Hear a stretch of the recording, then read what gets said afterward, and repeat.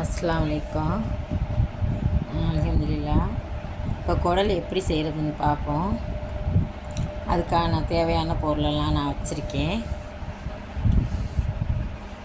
ஒரு மட்டன் குடல் தான். ஒரு குடல் அப்படி கழுவி சுத்தம் பண்ணி வச்சுருக்கேன்.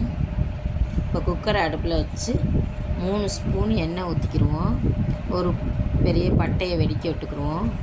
2 கைப்பிடி அளவு சின்ன வெங்காயம் உரித்து வச்சுருக்கேன், முழுசாகவே போட்டுக்குவோம். போட்டு நல்லா வதக்கிக்கிடுவோம். 2 பச்சை மிளகா, ஒரு தக்காளி பெரிய சைஸு, எல்லாத்தையும் நல்லா வதக்கிட்டு இஞ்சி பூண்டு பேஸ்ட்டு 2 ஸ்பூன் போட்டுக்கிறேன். அதையும் நல்லா பச்சை வாடை போகிற அளவுக்கு நல்லா வதக்கிக்கிட்டு, வதங்கின பிறகு கழுவி சுத்தம் பண்ணி வச்சுருக்க மட்டன் குடல் அதையும் போட்டு மஞ்சத்தூள் 1 ஸ்பூன் போட்டுக்கிட்டேன். மிளகுத்தூள் 1/2 ஸ்பூனு, ஜீரகத்தூள் 1/2 ஸ்பூனு, தேவைக்கு ஏற்ற மாதிரி உப்பு எல்லாத்தையும் போட்டு நல்லா கிளறி அதிலே ஒரு தண்ணி விட்டு வேகும் 5 நிமிஷம்.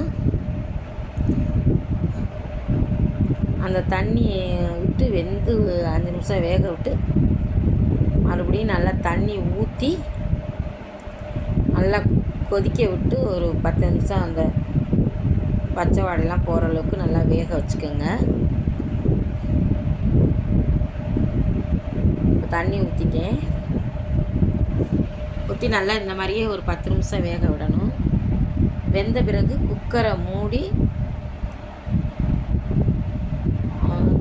ஒரு விசில் வந்தோடனே சிம்மில் வச்சு ஒரு 20 நிமிஷம் வேக வச்சுக்கிட்டா போதும்.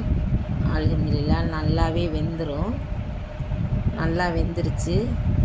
இப்போ நான் சோத்துக்கு வச்சு சாப்பிட்றேன். இது சாப்பாட்டுக்கு வச்சு சாப்பிட்லாம் ஊற்றி, இல்லாட்டி இதை நல்லா வற்ற வச்சு கிரேவி பண்ணி